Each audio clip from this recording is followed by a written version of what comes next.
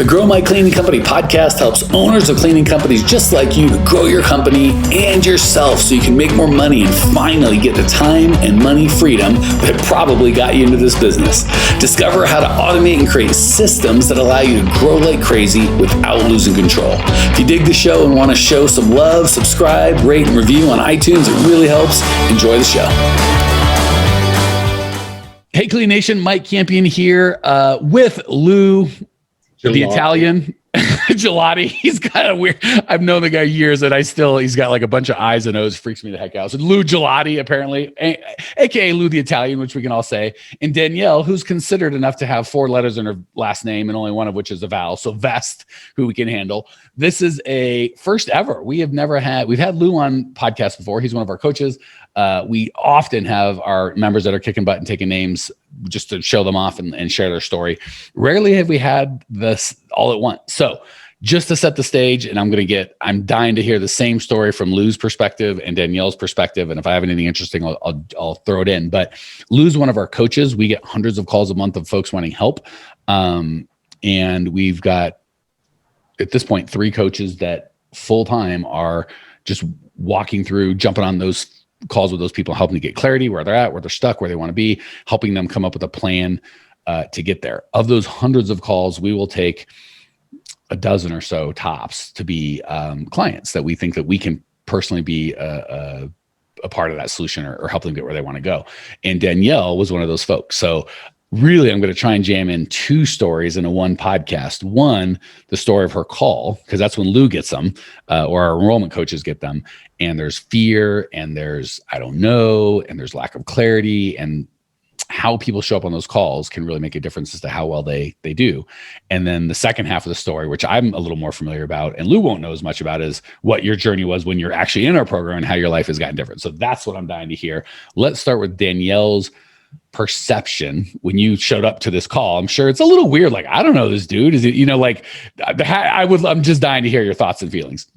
Well, I knew it wouldn't be you because there's only one you, right? But I knew it would be someone from your team and well represented, and Lou was, and, we connected on different levels because, he talks to so many people in our field and we're all kind of like-minded.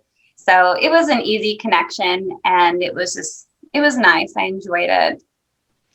So I'm going to get Lou's perspective, and it's tough because obviously Danielle doesn't do a lot of these calls. Lou's done hundreds. So, I'm sure he memorized all of Danielle's details, but that's good. And I'll tell you, Danielle, that's atypical. And I got to say, that's Lou's mouthing something. I think there was an F word in there, but I'll mute him if he gets out of hand. Danielle's like, what? There was no, that's me being terrible. So that's really a good attitude, Danielle. A lot of people come in fearful and, oddly enough, real cagey with information, right? Like they're embarrassed, so they don't want to share what's going on. They don't want to talk about their problem, which is tough if our job is to solve the problem. And the attitude that you just kind of demonstrated I was excited. Lou has talked to a lot of people. He's got a lot of experience. I was excited to see what he could learn. It seems like that's kind of common sense. Like, obviously, how else would I show up? But that's not common sense. So for all of y'all listening out there, if and when you engage with a coach in any way, these calls happen to be free, but whether they're paid or free, it really doesn't matter.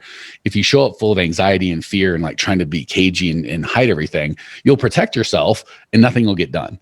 If you show up like Danielle, which sounds a little more just vulnerable and transparent, like, I needed help. The guy seemed like he could help. So we talk. Like, seems simple, but it's not. Danielle, you made it sound very natural. It's not. So I just want to encourage guys and gals out there, if you're going to ask for coaching, you kind of got to be a little naked and be like, hey, here's where I'm at. Here's what's going on. And know that there's some risk in that.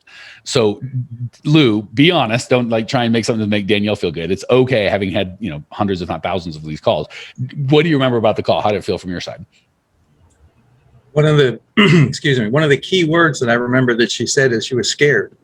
And I hear that a lot from people when they're coming in, because look, they don't come to us if they don't have a problem. So when I go into a call with someone, I want to ask enough questions so that they tell me their story. And she did a really good job of opening up and telling me where she's at, what she needed. And one of the things I remember, she said that she had bad mentors before. So this was a big thing for her to trust somebody else, I felt. So she had even more reason than most to be afraid, because effectively when you're calling a coach, you're like, hey, help me out. That's a mentor relationship. And if, you've had someone that either didn't know what they're doing or didn't have your best interest at heart or some combination of the both. And then I love Danielle. A lot of people just go, so I guess I'll go it alone. And that would be a reasonable, I don't think it's an effective thought process, but it'd be reasonable for people to go, I guess they're just bad people out there. And I love your durability of just being like, well, that didn't work, so I'm going to go again. Like, you know what I'm saying? There's good mentors, there's bad mentors. Maybe he's a good mentor, but the timing wasn't right. Like, who knows? There's 1,000 reasons it couldn't have gone wrong. But I love that you didn't just curl up in a ball and go, I'll never ask for help again. I'll never be vulnerable again. I'll never you could do that. And then you'll just kind of be stuck where you're at. So love that. And it's funny when we talk about, we do hundreds of calls and we'll take a dozen or so without even getting into your results and stuff. It's pretty clear why we thought you'd be a good fit, because when you're just like, I need help, I'll do the work. I'll do things that are scary. Like, I'm coachable, right? If the worst that you tell me what you think, Lou, because years ago I used to do these calls. When they come in and they have massive pain and they hide it and just want to tell you how great everything is. And it's like coming to the doctor and you're like, and the doctor's like, great. What brought you in today? How you feeling? I feel great. Okay. What are you doing here? Like, nothing. I just want to tell you how I walk, I don't drink, and I smoke, and just telling you how healthy. The doctor's gonna be like, I'm glad. But I got sick people. Like, why did you make an appointment to tell me how healthy you are? It's just a waste of everyone's time. And again, our coaches ideally can kind of get through that and find out what the real problem is. But it's so much easier when Danielle's like, well, why don't I just tell him why make him guess? Like, he's not that great. He's going to guess wrong and the coach is going to be bad and whatever. So any other, before we kind of jump into Danielle moving forward, and I'm dying to hear your story, because I know we're vaguely where you are when we left you, but it's been a minute. So I'm excited to hear what's happened. Anything else on the call that was remarkable, Danielle or Lou, that you want to share? No is okay. No, I think Lou is easy to connect with. And so it was really comforting, and obviously he's really outgoing and kind, and funny. So why couldn't you like the guy, right? So at this point, I'm like, in my mind, I'm like, get Lindsay to check and make sure Danielle actually was a client, because I'm starting to feel like she's like a paid actress that Lou's hired. I like Lou and I know him, but this is too much. Like this, I'm starting to be like, is she real? And I remember you in the program, but I'm like, did Lou pay her to come in the program? Like, I'm going to look into this, but for now, we're going to assume that Danielle is a legitimate human, that Lou has not given any remuneration for this of the lies that she's saying. Lou, what do you think? I can't wait till Debbie hears this. Yeah, his wife Debbie, he's like, I do the same thing when I'm on coaching and someone will be like, oh my God, that's so right. I should have listened to you in the first place. I'm like, I'm gonna pull that little snippet out. I'm gonna loop it. I'm gonna see if I can like play it for my wife subliminally when she's sleeping. I've never done it, but if you get any luck with that, Lou, let me know. And yeah. All right. So, and I always tell people, Danielle, say if she were and her husband were on, I'd say something. Her husband's like, I've said the exact same thing and she wouldn't listen. I go, don't you worry, Mr. Danielle. My wife don't listen to me none either. So sometimes it's just hearing it from the right person. And sometimes we can't hear from our spouse. All right. So, I can see why Lou would be like, oh my gosh, this is a gal that I think we can help. And she's into it. So I love the good stuff, but let's have the bad stuff too. When you first came in, what were your fears? What was hard? Like, what, because I hate, people get such good results. Like, I just want to say how great it is. I'm like, fine, but it sounds fake. And if you rewind, I remember, you weren't all 9 weeks later, Danielle's like, I'm a genius. I'm powerful. I can do everything. But like week one, Danielle was a little freaked the heck out. Like, what did that feel like for you? Well, I cried a lot because my life sucked. I had friends call me, how are you doing? You want to hang out? I'm like, do not call me for another 2 months. I have nothing nice to say. So I was not someone you wanted to hang out with, that's for sure. But my company was in really bad position. We were negative, thousands upon thousands, first 26,000 a month negative. I got it down to 8,900 negative a month, and I couldn't break it. And then I saw this on Facebook. And so I went ahead and did the call with Lou, and I'm like, I need your help. I can't afford it. I really can't afford it, but I need your help, but I don't know what else to do. So, and obviously all the bad mentors that I've had and the embezzlements, and I can go on and on, but just so many people have taken advantage of me and my kindness. And it was really hard to say, I'm going to just do this again. But obviously you become a better person from a mentor. that's just how you learn better, by someone that knows what they're doing and who has done it well. So it's kind of silly not to take advice from someone who knows what they're doing. It's proven. So the translation I'm going to give to you guys, Cleaning Nation, is kind of, there's no excuse, right? Most of the folks we talk to either have had mentors and had good experiences with them, or they just haven't had a coach or anything like that before. So I would say Danielle kind of was in a scarier situation by far. Like, right, it's one thing if you're 20 and you've never been married to get married. It's a big commitment to another human being, but you love them and it's great and you do that. It's another one if you've been married 3 times and divorced, not Danielle's situation, by the way, we're just talking mentors, this is the story. And then to trust marrying again. But if you don't want to be alone, you're like, well, I've got to make a choice here. So it would have been so easy, Danielle, for you just to externalize that guy was a cheat, or that lady, or that coach, or that team, whatever. We don't need any details, but it was them. It wasn't Danielle. And you could do that and you feel great until you realize you've abdicated all of your power and you have no ability to change, because it's the world's fault. It's not Danielle's fault. So I guess Danielle just curls up and die. What other options you have? So I love that you took the more painful, frankly, short-term option of, I'm not going to curl up and die. I can't do this on my own. The only option is to trust somebody else. And I'm going to do some due diligence. I'm going to do the best I can.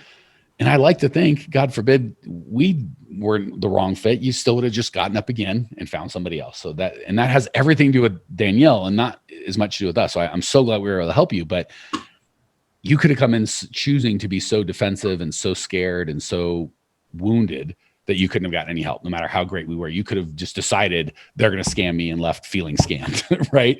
You had to take a risk and, again, open up and be a little vulnerable and be a little naked and go, here's the real me. You can kick me or hurt me or take advantage of me, but that's the only way we can do this. So doesn't sound like a big deal, but that's a big daggum deal. So I'm just human to human, Danielle. I didn't know that background, by the way, when you came in. I just served the best I could. I had no idea about any of that. And we kept the embezzlement to a very minimum, by the way. So the other guys really embezzled Danielle. We only embezzled a little, like just what we thought she could have. I'm kidding, of course. So the first one that a lot of, I hate to say it, but just lesser committed people would have used was, I've done it before. I got bit in the ass. Therefore, coaching doesn't work, which is an insane thing, right? Like if you had a good experience, for you to go every coach everywhere and all time is good, that's equally ridiculous than someone that had a bad experience to go every coach in all time and all places is bad. Those are both asinine. So that's the first out you had if you were more committed to excuses than you were to results. Didn't take it. You're like, I got to get this. I can't live my life this way. Second thing is you're broke, right? You're like, I'm writing a check every month for the privilege of owning this damn company. I don't have any money. I can't afford it. So I love how Danielle said I couldn't afford it, but I couldn't afford not to. So I just figured it out. And again, the moral of the story isn't grow my cleaning company money. The moral of the story is figure it the frick out. So same with the first conundrum was, I've had a bad experience with coaching. I can't do this alone. Either I just keep failing, or I open myself up to risk to more bad coaching, or I stay where I'm at. That's it. Second conundrum, I don't have the money. It's going to cost money to get this. I don't have a neat stacks of hundreds on my desk. So same conundrum. Either I keep going where I'm at, or I figure it the heck out. And that's a big girl move to go, I'm going to figure it out. I can't live like this. I refuse. So 2 excellent excuses if you're more committed to excuses than not. That's my thoughts. What made you do the crazy thing and trust another coach and spend more money that you didn't have? Like, what kind of psycho are you? How did that work? I was desperate. But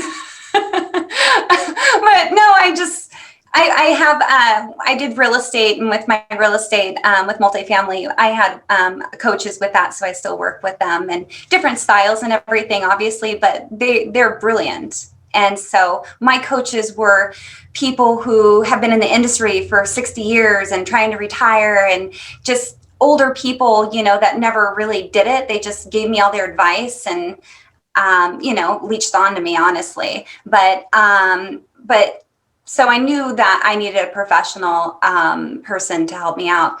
I will tell you though, that if I did this in the beginning, which I expressed this through the coaching to people, I would be much more wealthier than I am today, by far. Millions, honestly, because I've lost about that because I didn't have a coach. And if I know what I know now from your company, or knew, then I would be way more successful. And, our team are happier. everybody's happier. We got our core values, and we have our programs, and we're doing our company parties, and it's pretty cool. All right. So let's just give away the store for free. What did you learn in the 9 weeks for all the money you gave that was so transformational that we can give it to Cleaning Nation right now to help them start their journey? I'm sorry, will you repeat that? I couldn't hear you well with my sound and my thing. Yeah, no problem. So I got excited when you're like, hey, what I learned, had I known it earlier, it was saved me million or made me or saved me, however you want to look at it, millions of dollars. There's lots of people listening right now that are earlier going, well, what was it? What did he tell me? So I'm like, share it. Like, obviously we have 9 weeks and it's a little, I promise you we could tell you in 2 minutes, we would, but we'll try our best. So Danielle, what's your version of, for those that need the help that aren't in the program, give them the best you can in the time that we got? Well, I think there's so many steps, honestly, and what's really cool is you can keep the steps, so you can look back on them in the different programs and growing. But just basically how I was running my crews we're in another state. So one state I have a director, and he was making close to 100,000 a year, and I remember that. He doesn't like his pay right now, but he's working real hard. But anyways, so we're changed that up, and we make people supervisors of everybody, and then we have managers for the locations. So that's a big deal. Just basically. How did you go from, I'll give you a more specific question, get a more specific answer. So it sounds like, and if I'm misquoting facts I heard, please correct me, but I thought I heard you say, without any help, you figured a way to lose 20, 25 grand a month. And without any help, you figured a way to cut that to only losing 9 grand a month. How did you switch from losing 9 grand a month to making a profit? I'm like, tell us that. Well, we're in the hotel industry, so the hotels are coming back. So as of right now, last month we profited over 55,000. That's a pretty big daggum swing. So again, just like when you made the hard decisions coming in, I love Lou, but Lou doesn't get the credit. I love us and the team and what we did for you. We don't get the credit. Danielle gets the credit. So same thing goes when the hotels came back. That's an external thing, right? Us and our company are external. Lou's external. You don't have any control over us. How you showed up and interacted with us is what made you successful. So I'm going to call a little bit of bull crap on the hotels came back. Okay. I know your area and I know who you are. And there's a lot of companies and owners that would like to make 50, 60 grand in profit. And the hotels came back for them too, but they didn't. So let's get out of the external stuff and talk about what Danielle did. I will say, well, that's a big part of it, but the marketing, because I haven't marketed since 2017. We're only word of mouth. And I work as a director for other national companies for the states we work in. And so when COVID hit, I had no marketing. Now I have marketing. So we're doing different marketing tools, which is thanks to you guys. And for our industrial side, we're doing LinkedIn. I didn't know that was a thing for our locals. You know what I mean? We actually have those. I listened to one of your podcasts on basically marketing. So we have those marketing little boxes you have with your company and your deals and put your card in. So we have, we don't just have one way of marketing. We have right now, I think 7 ways of marketing. And what's really cool is how you're saying present your bid a certain way. Well, every time I go do a bid now, I have a really nice cup with our company information. I have face masks. I have very nice pens, and I bring them up. Lou wants a bid. He can take that face mask and put it in his little pocket. There's a story. If you want that story, get with Lou. He'll tell it to you. You can use it, for a tissue. As a kerchief. So he looks fancy. Sorry, inside joking. Well, reach out to Lou on Facebook if you want the full story. So let me sum up. Well, let me sum up what I think I hear you saying, Danielle.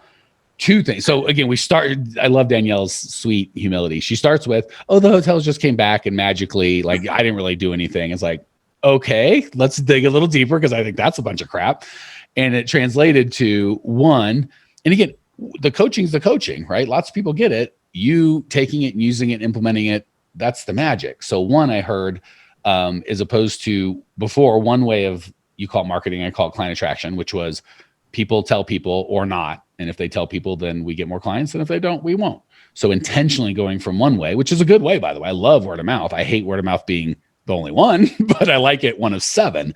So intentionally moving, which is hard. It sounds easy, like, oh, okay, instead of one way of client attraction, I do 7. Not when there's no work out there. So Danielle's like, feel like she's Noah in the ark. There's no rain. She's out there building an ark. All her friends are looking, what are you, insane? She's like, I know, I have faith. I know what I'm supposed to do. So when there's no business, Danielle's building her 7 client attraction funnels or systems. And when the business shows up, everyone else caught flat-footed. Danielle's like, oh, I've been building this for a while. I've been waiting for this. So that's big girl stuff. And then 2, everyone else, I'm guessing, I'm not guessing, I know, because I talk to y'all. When the bid comes in, it's 12 pages of why we're great and all sorts of bull crap that nobody cares about. And Danielle's like, oh, I do a shock and awe package. And that's something I learned and I implemented it. And I know what our shock and awe that we coach is. And it's not like you have to do it this way. Daniel's like, I've found a way to make it work for our people in our time that works. And that seems to work. So I'm loving, I guess, the 3 things I'm going to take away. And I'm going to give Danielle a chance to kind of sum up her thoughts. And then we're going to let Lou finish up. The 3 things I'm taking away are, 1, it's really one thing, just 3 manifestations. 1, own your results. When you get coaching that sucks, you could go, that guy was a scam. He was the worst. He was whatever. Or you could go, what did I learn? What could have I done to make that experience better? Picking a different coach, showing up differently, internalize, right?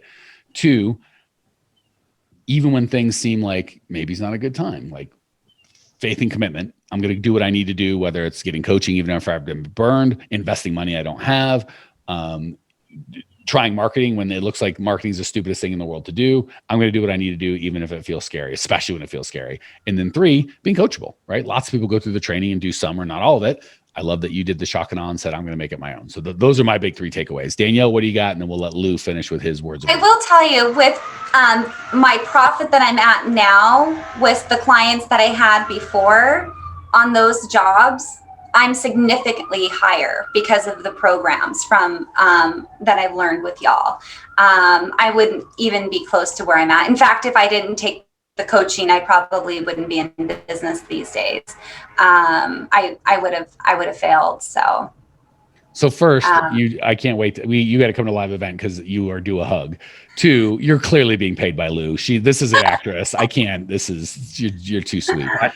Even look at her background. For those of you on YouTube, this looks very staged. It's like, this isn't a real off. It's too clean. It's all orderly. Clearly, she walked onto a set.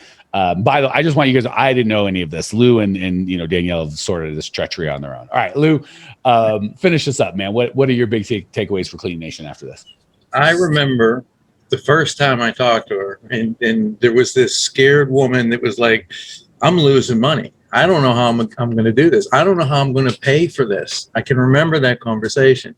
And when I was talking to Lindsay, I was going through all the people I brought on board, and she was the first one I called, and she was like, yeah, I'll do it. And it's just, I love what I do because this is what happens. I get to talk to them when they're scared. I turn them over to the team, and then I can't wait till the next level event so I can go just absorb all that energy of all those people that are so successful. And Danielle, I'm just so happy for you. I just can't tell you. It was funny. The last next level event that Lou came to, we literally, I remember you walking, I think it was you and Lindsay walking in and just like, I don't know, there's 40, 50 people in the room, and 23 of them were like, hold on, I got to stop and hug Lou. Like the whole meeting stopped for Lou to get hugs. And it was awesome. All right, guys, gals, thanks for hanging out with us. Hopefully you got some, again, this is kind of a fun test. If you dig it, let us know. We'll do more stuff like this. If you'd like more black cats in the screen, we can do that. Apparently Danielle's got that working. We only have dogs and they're not here. So you'll be stuck with Danielle's cat. If you're like, I need more, go to growmycleaningcompany.com. We've got, I don't know, we might be at 700, but we're way over 600 podcasts. There's a free on-demand masterclass is probably the best place to start. Everything on the deal is free. We're just there to give you a bunch of resources. Reach out to Lou if you need. I think he's Lou, L-O-U, at growmycleaningcompany.com for his genius and the rest of the story on the face mask at the hotel. So that's it, Clean Nation, growmycleaningcompany.com. Check it out now. I will see you there. Well, here we are, the end of the podcast, and you made it. Great job. I've got a little bonus for you for sticking through with me, but like I mentioned before, if you got value out of this podcast and you want to show a little love, subscribe, rate, and review on iTunes, Spotify, wherever the heck you're listening to this thing. Share with a friend, share the love. And as a special thank you for those of you that stuck with me to the end, how about I give you my personal phone number so we can text? It's a great way for me to get to know you, your business, your goals personally. So shoot me a text now, 602-932-6431. That's 602-932-6431. I am the only one who responds to these texts, and I will personally respond to everyone I possibly can as long as this number is manned.